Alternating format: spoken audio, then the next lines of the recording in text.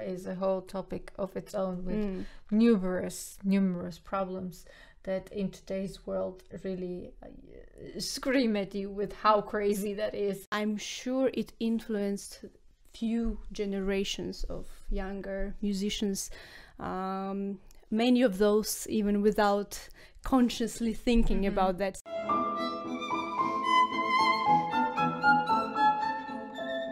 Hello everyone, welcome back to the latest episode of What's on Vienna, your immersive guide into sometimes overwhelming world of classical music and arts events in the city. So, for our first half of May selections, we have a couple of interesting things prepared for you. And I'll start with my favorite Vienna State Opera. This month it's going to be the beautiful romantic love story Roméo and Juliette by Charles Gounod. Since Charles Gounod is probably not the most mainstream composer, albeit still very famous, I thought I'll share a couple of things about his biography, especially a couple of facts that I found somewhat spicy. So he was born in Paris in an artistic family, and from a very young age showed, of course, a lot of talent for music, piano playing, painting as well. But he was also very good in school, and his family probably had high hopes that he would become a lawyer, but he didn't want to do it.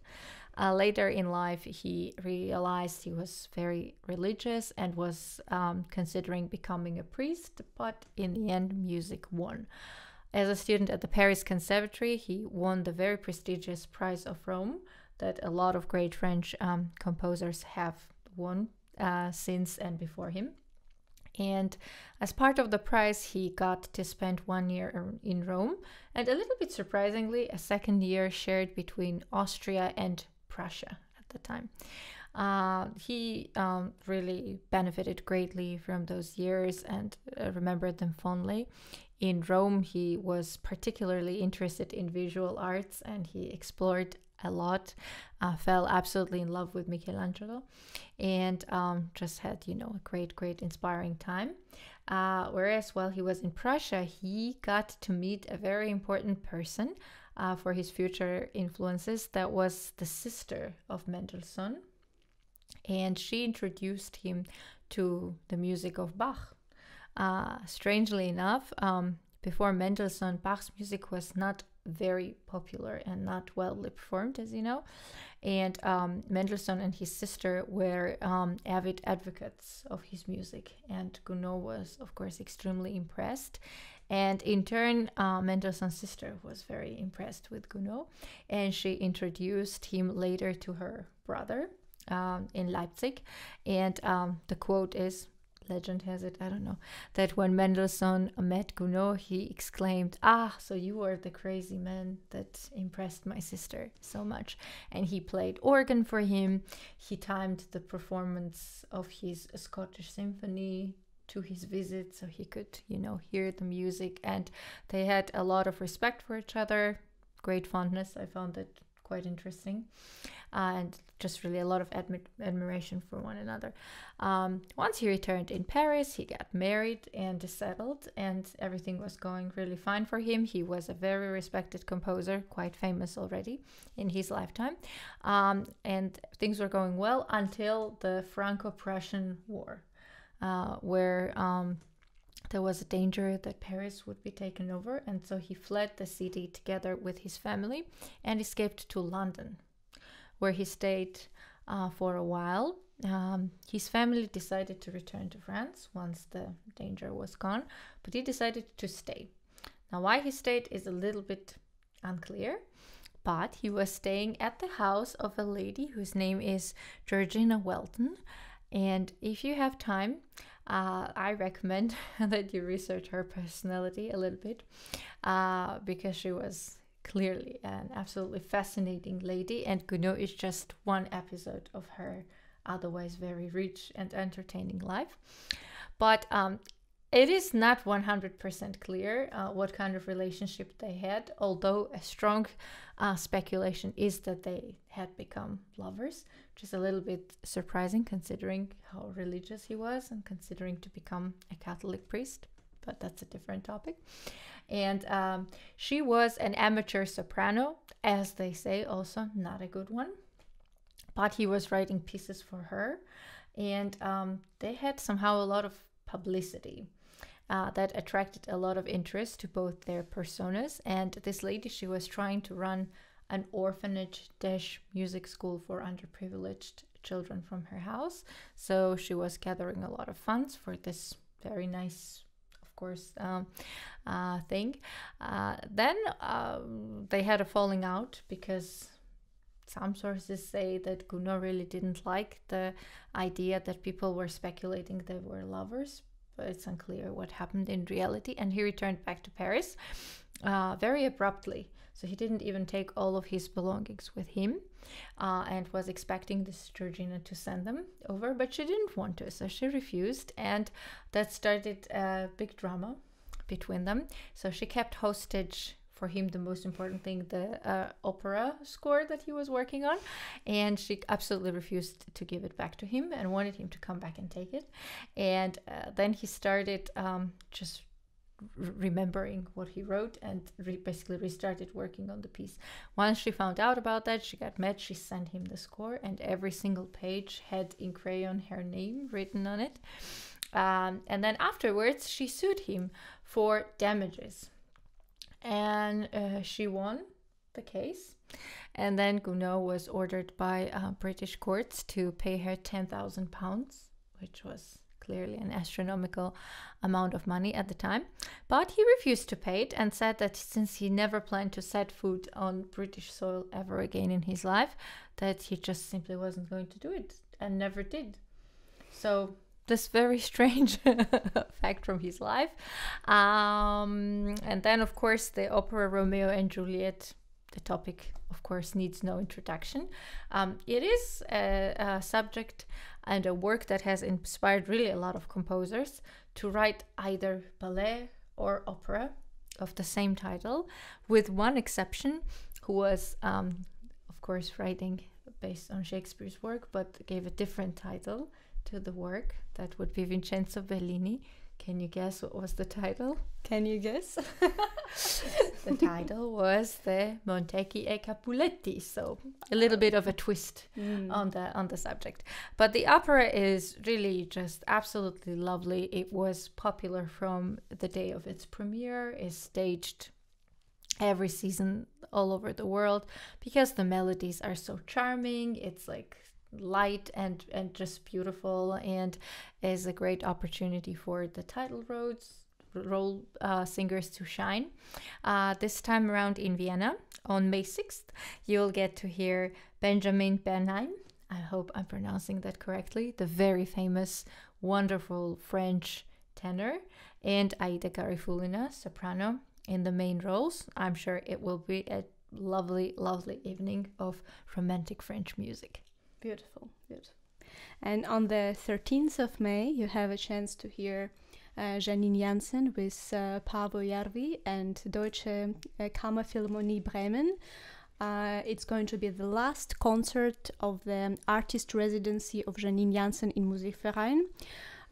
They're going to perform Beethoven's Violin Concerto and 2 symphonies by Franz Schubert, number 4 and number 7. So Janine Jansen is one of the most prominent violinists, musicians in the world.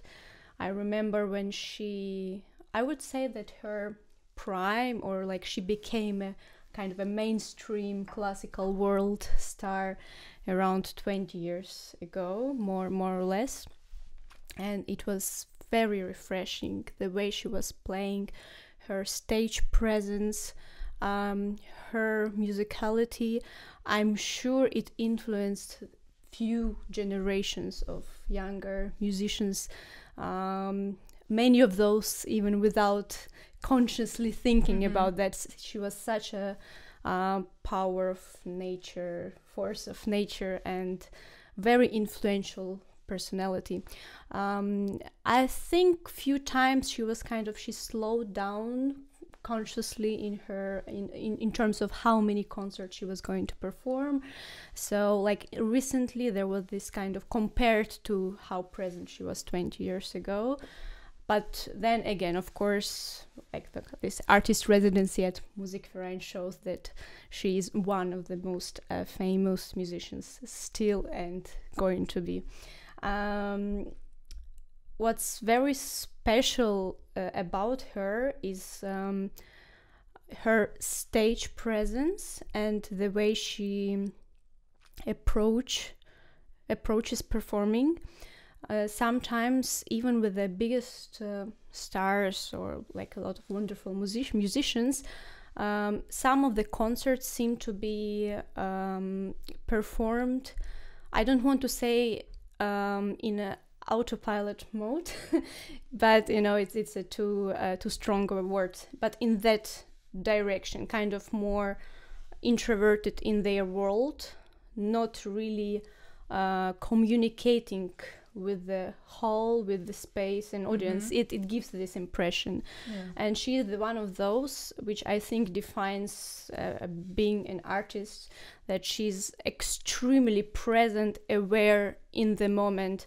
And you can, of course, discuss and argue about some musical decisions she's making, but you cannot deny that she's a real artist in that sense, that she's in the moment, she's aware, she's always giving her 100%, and also she's famous for being like that in all the rehearsals. Doesn't matter how many times she plays.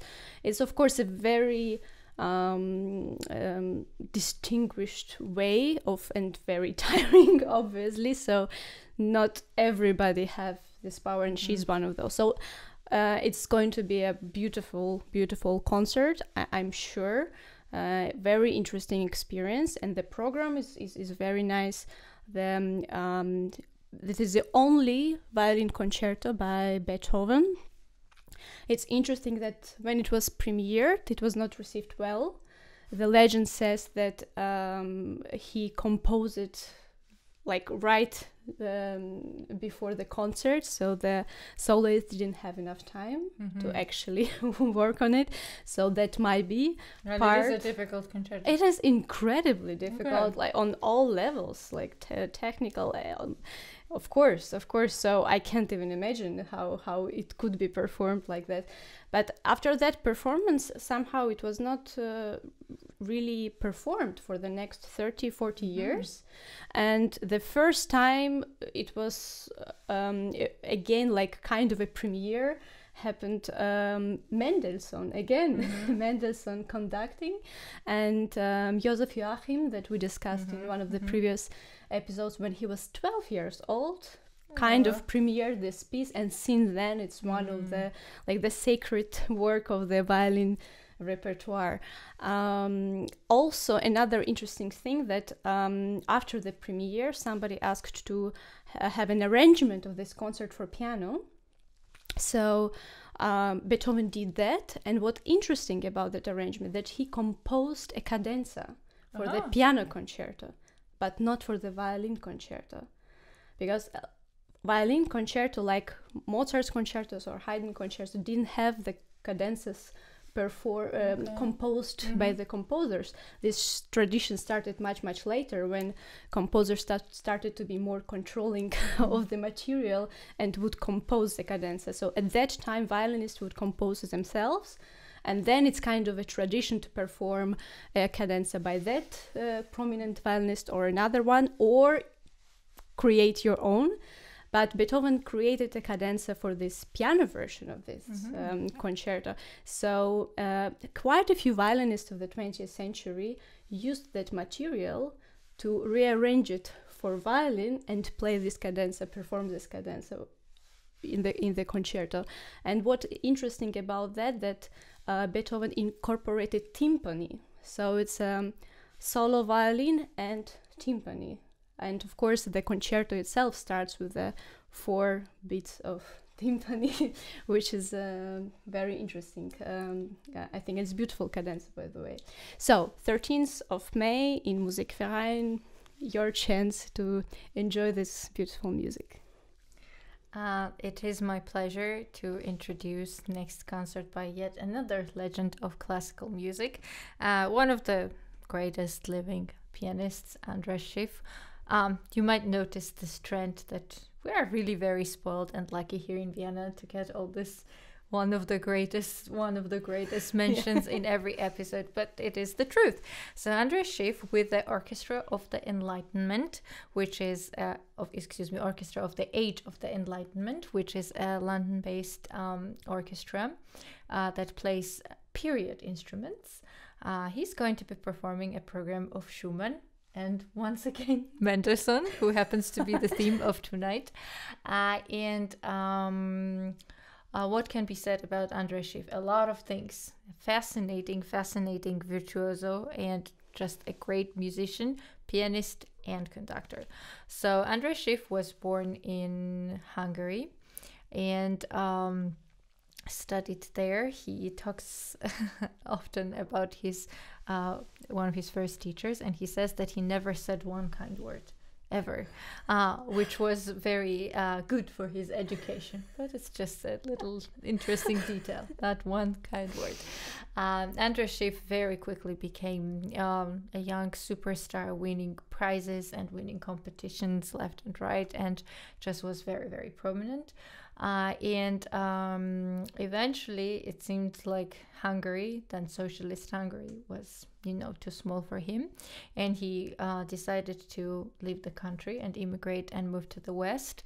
He was originally trying to move to the US, but it became complicated with his constant traveling and touring. He was out of the country too much and couldn't get paperwork, I guess green card or citizenship, whatever it was, and then he claimed Austrian citizenship, which is interesting, which he had for a long time, until giving it up then for British citizenship.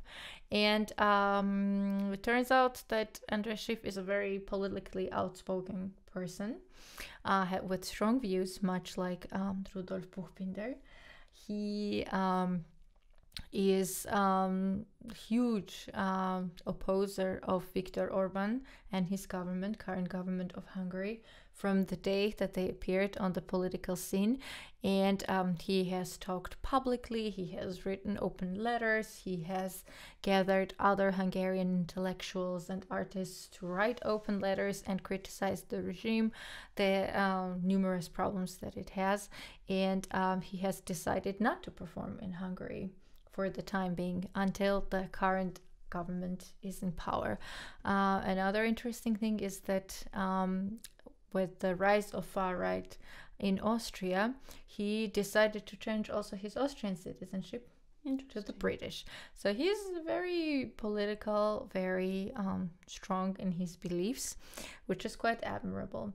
Not a very smooth transition, but another thing that he's strong in beliefs and in his interest is playing period pianos. And he was really one of the first people on really stage of that caliber who started playing historical instruments, because that was not really a thing for piano world until quite recently, one would say. So it seems like in string instrument world, the fascination with, Baroque, with period instruments came quite early on, but in piano world, it took quite some time.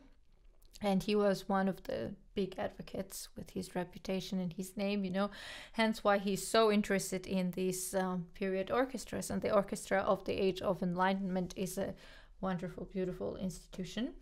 I found that this was important, that he introduced really this refreshing stream to the classical piano playing world. A little fun fact, which I myself didn't know, is that he has his own orchestra, chamber orchestra, which consists of soloists and chamber musicians who have a prominent, very successful career in other instruments, and then they just gather, for projects, and that is called Chamber Orchestra of Andrea Barca. And this is funny because Schiff means boat in German, and Barca means also boat in Italian. So Andrea Barca is his alter ego. I don't know, maybe not quite alter ego, but a, you know, joke and play on his name. But he did write a humorous autobiography of Andrea Barca, which I have not read and I should explore, but I thought that shows a beautiful sense of humor that he has. And then, of course, his accolades and his successes in life are just absolutely numerous. He is best known for his interpretation of works also of Bach, Schubert, Schumann, Beethoven, Mendelssohn, but also others, you know, also, of course, many, many others. So I'm sure that this concert, where he will be both in the role of a pianist on a period instrument and a conductor, will be absolutely fascinating. So that is on 11th of May in Musikverein. And stay for the second part, the review part. Please like, subscribe, or follow, and thank you.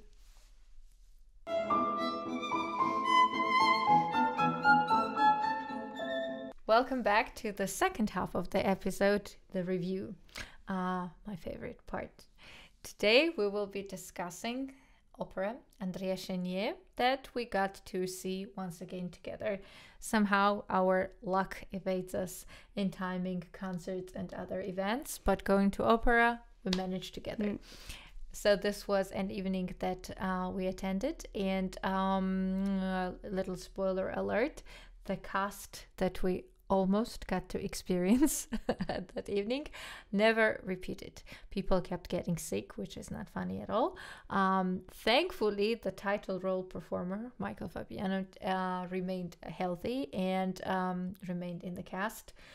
His singing was probably one of the most important parts of the whole show, and his acting as well as singing, and he was at a very, very, very high level, so that's really good. So I'm sure that the production did not suffer on the following evenings, not at all, because he really does carry the whole work on him. Yeah, and although I had quite high expectations for his singing because of your preview, but I was still very impressed. At the moment I was surprised of how good it was, and his first main aria in the first act, I almost didn't even oh my god, it's already end. I was like, why was it so short? Because it was so amazing. Yeah. Yes. Definitely. And the orchestra playing was absolutely beautiful. Turns out the orchestra part is really hard.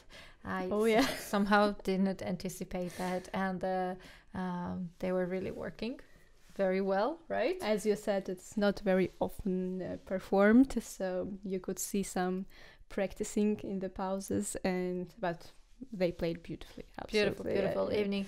One thing that I'll just start with one negative remark. What I didn't like is that the acts are quite short, and the breaks came at a time when they didn't seem necessary. So the first half was 30 minutes, and then came intermission, and then was 30 minutes and then intermission. That seemed completely unnecessary and made the work stretch out, but it was still fun. Because it gave us time to discuss the things that were happening on stage, right? And a lot of things were happening that evening. So what was the first thing? So before the start, Intendant, the director of the opera house, he had an announcement that the third main part, right? Or the baritone. The baritone, yes. That he's feeling a bit not so healthy, so he's still singing this evening, but he's asking for understanding. And I wouldn't even notice when he started thinking that something would be wrong. Did you? I did notice, primarily because I was following the text with the singing, and he left out a couple of lines. I see. Which I thought was unusual, and he looked like he was really suffering when he didn't sing those lines. He was leaning against a sofa, which was also part of acting. I was sure that he had to be a suffering soul, but I was like, I think that's a little bit. He was very good at acting. Yes. Also, which is important for the following. Yes, and then after the first half finished, and we had this unnecessary in my opinion, break, the intendant reappeared and he told us that unfortunately the baritone would be unable to sing the next act, which has the super famous aria, this Nemico della Patria, one of the really famous arias for baritone, that he cannot really sing it because he's unfit.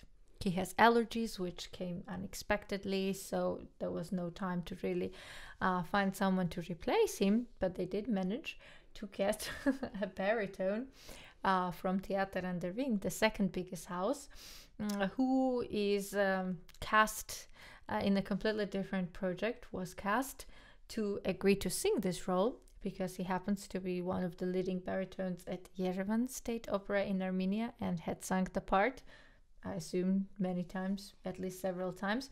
And then he ran in intermission. Although we don't know that. We assume because at least one time, but we don't know that. So he ran to the house, and the arrangement that they came up with was very entertaining. Was that he was standing in the corner singing, and our beautiful baritone, the sick artist with allergies in makeup and costume, was lip syncing and acting. How do you think that worked? Was that a success? Surprisingly well. I think his acting was very good, and although the singer, the one who was actually singing, was seen like in a concert clothes, of course not in a costume, with a music stand, with a score, with a full score, I guess, partiture.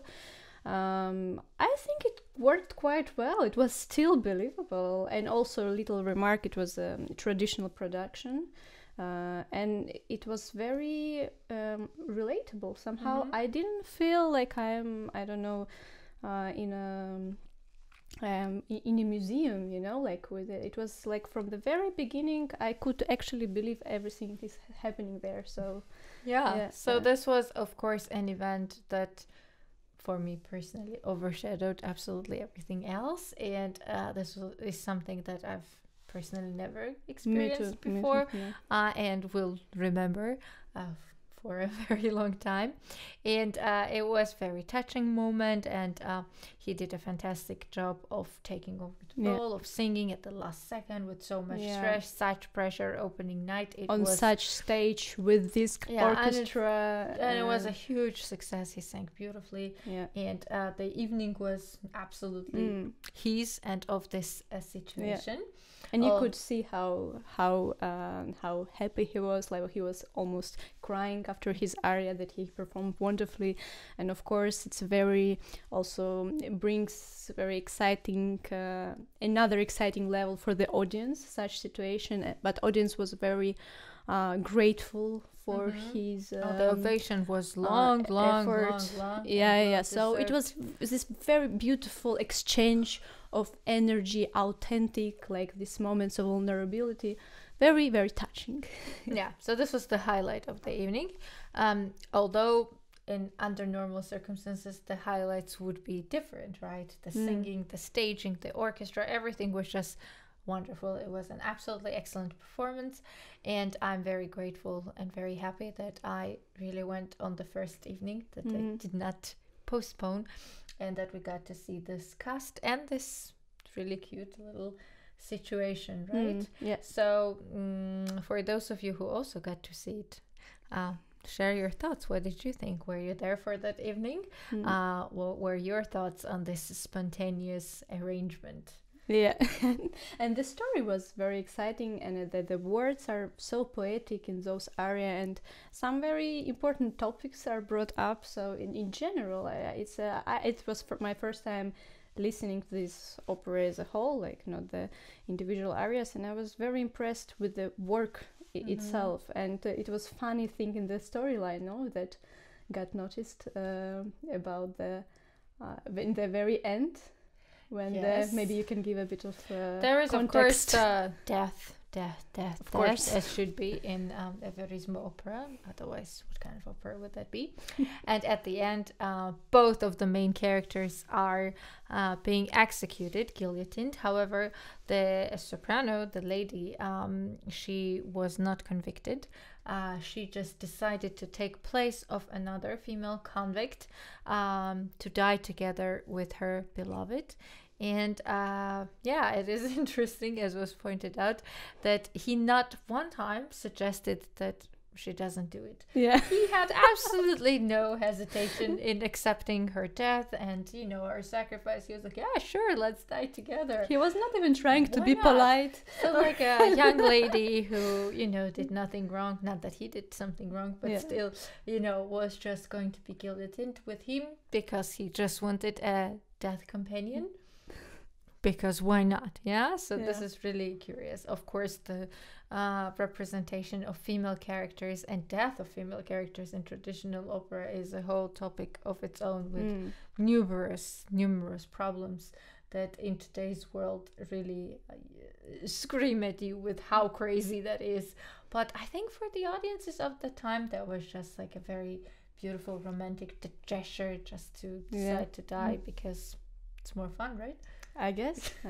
But in general, it was a very entertaining evening. I enjoyed it. It was one of the funniest, exciting opera experience. Yeah, it was really good. If my only complaint is that there were too many breaks or that they came too early, But even that was, very nice and really enjoyable. So one beautiful, beautiful night at the opera. And I'm curious to see what the next review will bring us. Yeah. Thank you for watching, listening, and see you next time. Bye.